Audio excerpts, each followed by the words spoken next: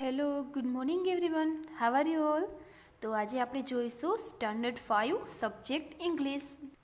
તો આપણો unit 4 complete થયેલો છે અને લાસ્ટ વિડીયોમાં આપણે એની એક ટેસ્ટ પણ લીધેલી છે ને. તો આજે આપણે જોઈશું યુનિટ 5 કે હેલ્પિંગ હેન્ડ્સ.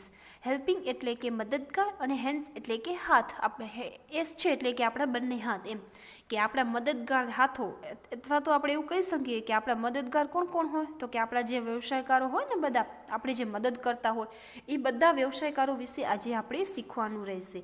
એક્ટિવિટી 1A ની અંદર કે નીચેનું કાવ્ય સાંભળો અને અભિનય સાથે ગાઓ. તો આખું કાવ્યનું આપણે અંગ્રેજી જોઈ અને સાથે સાથે તેનું ગુજરાતી પણ જોતા જઈશું અને આપણે આનામાં ઘણા બધા વ્યવસાયકારો વિશે આપણે શીખવા મળશે. તો ચાલો જોઈએ. ફર્સ્ટ છે કે the Potter is busy making pots. અહીં આપણે ફર્સ્ટ કયો આવે તો કે પોટર. પોટર એટલે થશે કે કુંભાર. બિઝી એટલે કે વ્યસ્ત, મેકિંગ એટલે કે બનાવવું અને પોટ્સ એટલે કે માટલા. તો આપણે સૌ જાણીએ જ છીએ ને, કુંભાર હોય એ શું કરે તો કે માટલા બનાવે.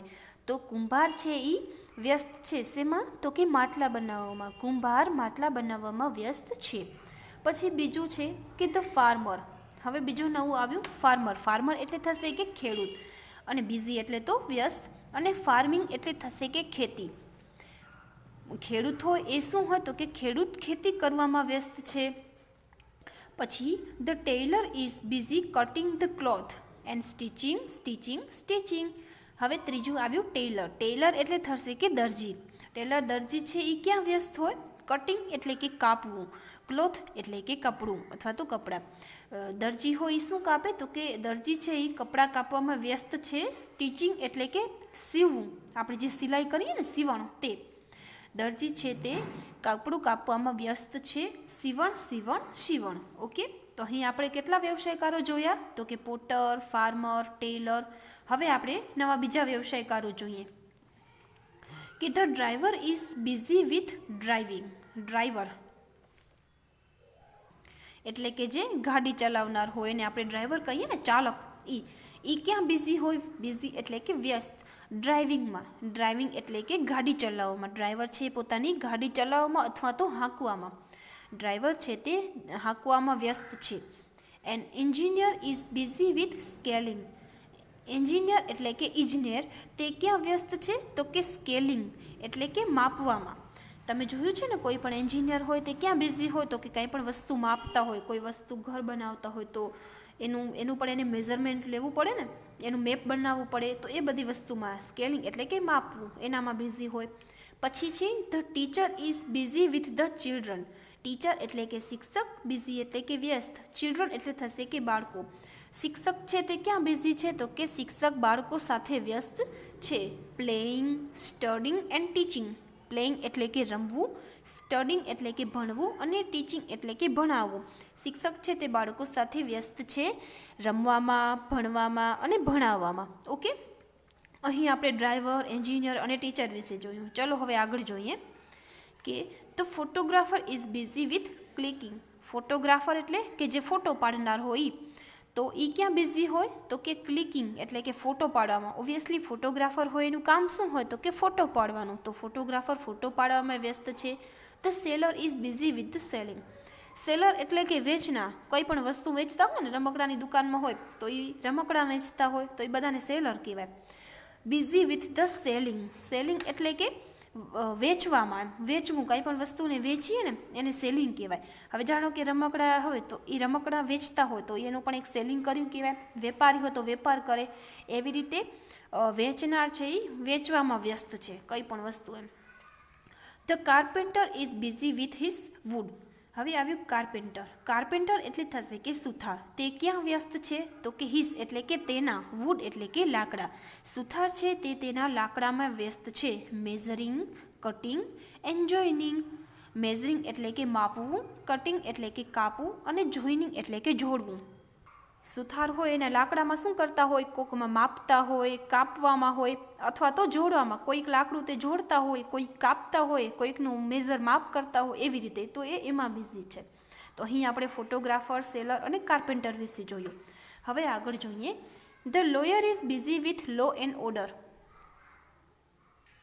લોયર એટલે થશે કે વકીલ.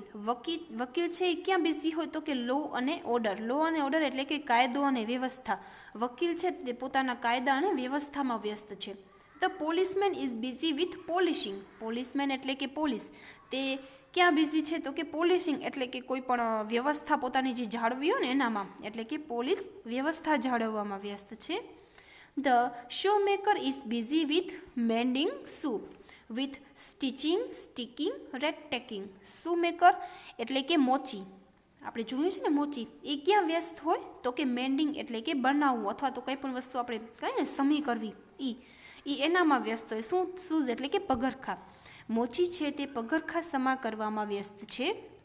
એનામાં પછી કઈ કઈ વસ્તુ આવે તો કે સ્ટિચિંગ એટલે કે સીવવું, સ્ટીકિંગ એટલે કે ચોંટાડવું, અને રેડ ટેકિંગ એટલે કે ટપ કરવામાં. એટલે કે મોચી પોતાના પગરખા સમા કરવામાં વ્યસ્ત છે, સીવવામાં, ચોંટાડવામાં, ટપ કરવામાં. તો અહીં આપણે લોયર, પોલીસમેન અને શૂ મેકર વિશે જોયું ને. હવે આપણે જોઈએ the dancer is busy with the dancing. Dancer એટલે કે નર્તક એમ, એ ક્યાં વ્યસ્ત હોય તો કે ડાન્સિંગ એટલે કે નૃત્ય કરવામાં. નૃતક હોય એનું કામ શું હોય તો કે નૃત્ય કરવાનું, તો એ તેમાં વ્યસ્ત છે. Singer is busy with singing. Singer એટલે કે ગાયક, એ શેમાં બિઝી હોય તો કે સિંગિંગ એટલે કે ગાવું. ગાયક છે એ ગાવામાં વ્યસ્ત છે. The player is busy with the playing. Player એટલે કે ખેલાડી એમ, ખેલાડી હોય એ ક્યાં વ્યસ્ત હોય તો કે પ્લેઇંગ. ખેલાડી હોય રમવામાં વ્યસ્ત હોય ને. કિકિંગ, થ્રોવિંગ એન્ડ બેટિંગ. કિકિંગ એટલે કે લાત મારવી, થ્રોવિંગ એટલે કે ફેંકવું, અને બેટિંગ એટલે કે આપણે જે બેટિંગ કરીએ ને એ લાત મારવામાં બિઝી હોય, ફેંકવામાં અને બેટિંગ કરવામાં. ઓકે, તો જોયું ને આપણે અહીં કેટલા બધા આપણા વ્યવસાયકારો જે છે આપણે મદદગારો કહી શકીએ, એના વિશે આપણે જોયું. હવે એક્ટિવિટી 1B છે કે અભિનય ગીત આમ આગળ વધારો જઈ અને દરેક તાસની શરૂઆતમાં ગવડાવો.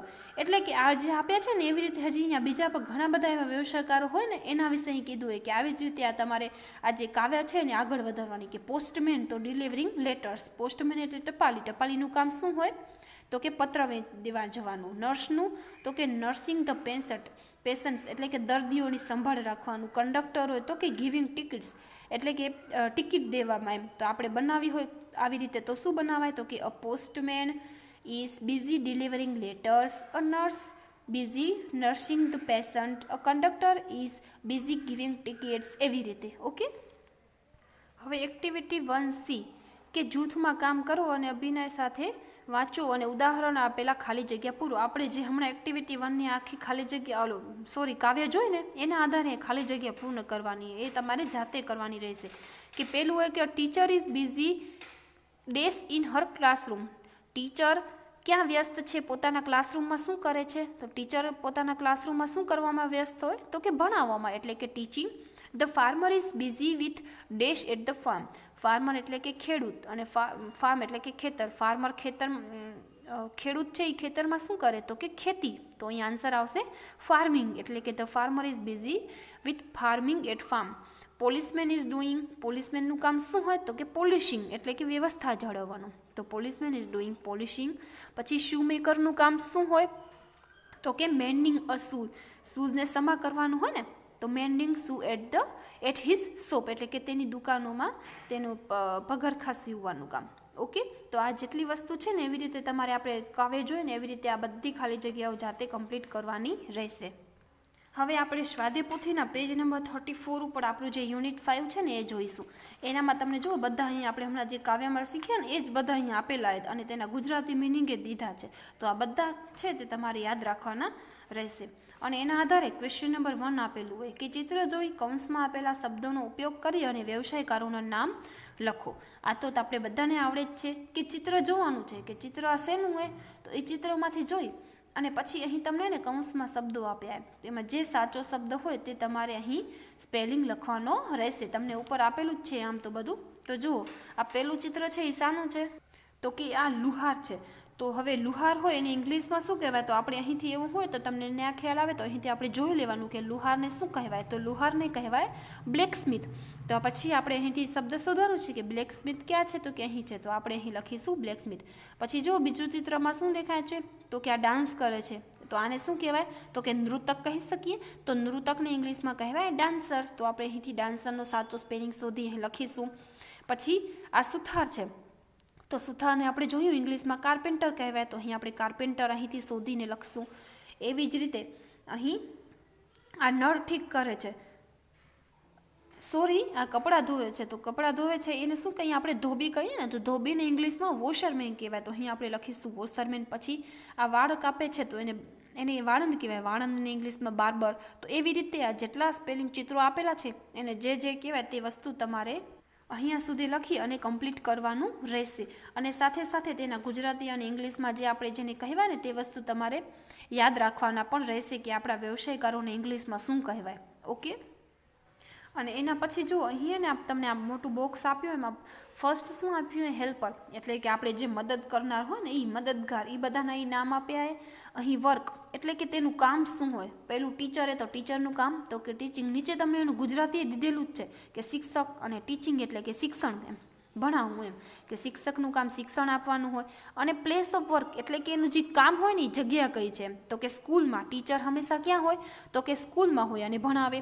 પછી બીજું ડૉક્ટરે, તો ડૉક્ટર શું આપે? તો કે મેડિસિન, દવાઓ આપે ને, અને એ ક્યાં હોય? તો કે હોસ્પિટલમાં હોય. પછી ફાર્મર, તો કે ફાર્મિંગ કરે, ખેતી કરે અને એ ખેતરમાં હોય. એવી રીતે ટેલર સ્ટિચિંગ કરે અને શોપ ઉપર હોય. પોટર માટલા બનાવે અને ઘર પર હોય.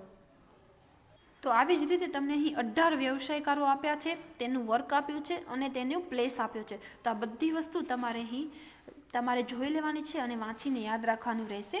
અને એના આધારે જ આ ક્વેશ્ચન નંબર 2 છે એ આપેલો છે, તો એ આપણે કમ્પ્લીટ કરવાનું હોય. તો જુઓ, એક્ઝામ્પલ દીધું હોય કે ધ સિંગર ઇઝ ખાલી જગ્યા ઓન ધ ખાલી જગ્યા, એટલે કે સિંગર છે તો એનું કામ શું હોય વચ્ચે એ લખવાનું, ને છેલ્લેનું પ્લેસ કે સિંગર છે તો સિંગરનું કામ, તો કે સિંગિંગનું. અહીંથી આપણે જોઈ જ લઈએ, અહીં સિંગર છે તો એનું કામ સિંગિંગનું છે ને, તો અહીં આપણે લખીશું સિંગિંગ. અને ક્યાં કરે? તો કે સ્ટેજ ઉપર કરે ને, તો અહીં આપણે લાસ્ટ ખાલી જગ્યામાં સ્ટેજ. એવી જ રીતે બીજું છે કે ધ કાર્પેન્ટર ઇઝ ખાલી જગ્યા ઇન ધ ખાલી જગ્યા. કાર્પેન્ટરનું કામ શું હોય?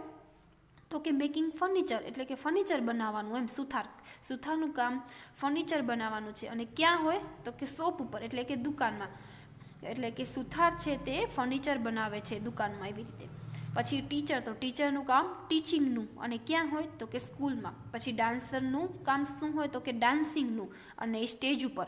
પછી ડ્રાઈવરનું, તો કે ડ્રાઇવિંગ અ વ્હીકલ, એટલે કે ગાડી ચલાવવી, એમ. અને ક્યાં ચલાવે? તો કે રોડ ઉપર. આયરું જો ડ્રાઈવર તો ડ્રાઇવિંગ અ વ્હીકલ અને રોડ એટલે કે રસ્તા ઉપર, એમ. પોસ્ટમેનનું, તો કે ડિલિવરિંગ લેટર્સ, અને ક્યાં? તો કે પોસ્ટ ઓફિસમાં. આવી રીતે 17 ખાલી જગ્યાઓ છે તે તમારે જાતે લખવાની છે અને પાકી કરવાની રહેશે. Okay, thank you.